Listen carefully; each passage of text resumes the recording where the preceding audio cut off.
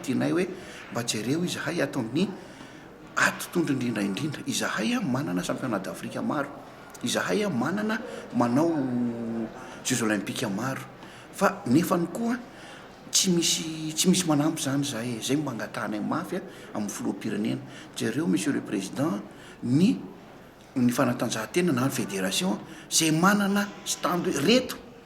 manana niveau ambony, zay zany mba tadiavinay aminao hoe iza am'ireo ary ny tena mba fanirianay hoe maninona moa zany tsy olana zany mba miona amin'ny filoham-pirenena zay na iza telo volana azy hoe inona indray ny tianareo ampandrosoana amin'ny fanatanjahantena ao aminareo tsirairay avy, zay tsy teny mihitsy ny andao nakadanitra fa inona ny fomba ampandrosoantsika eto atoerana aloha de voana anivelana reny atao bariary reny voany raisy amin'ny filoham-pirenena an-tanany reny de jereo reny le izy ary zay président ny angatanay raisy tanana daholo zay président fa zay vonona ny ampisonitra ny firenentsika, vonony zay ny ampafantatra ny firenentsika any ivelany. Zay zany tena tanjonay fa aza matahotra anao président fa vononareo atleta rehetra, za tsy teny mihitsy ny hoe ny amin'ny ady tontondro ihany fa ny sport rehetrarehetra mihitsy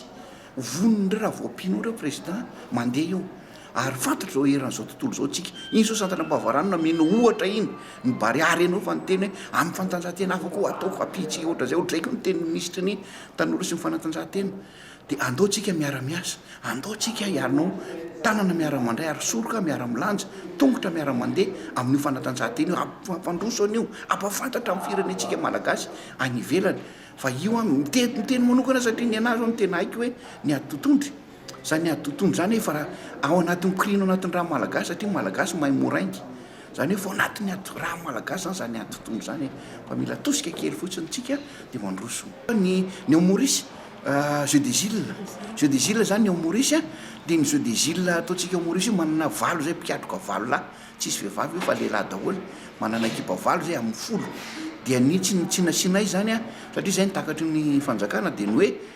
valo ny atletanareo de zay no safidy de ny plus de 91 kilos tsy misy de ny moins de 75 kilos tsy misy fa nakoatran'izay vonona daholo azo médaille daholo reo, azo médaille daholo reo fa zay zany amin'le médaille jereo tsara fa ny ady totondro firenena efatra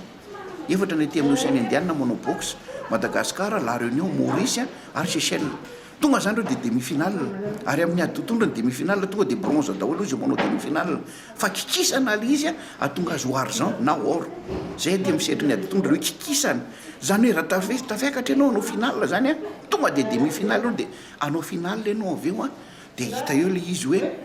argent ve ny azonao resy ve anao sa nandresy. Zay no mahatonga ny boxe hoe tsy zay mirehare atao amin'ny boxe zay tsy maintsy hitondra médaille daholo reo farafaratsiny reo bronze. Boxe zany reo valo lahy reo tsy maintsy mitondra médaille valo aloha isan'ny médaille Madagascar tsy maintsy azo aty am-paozin'ny boxe.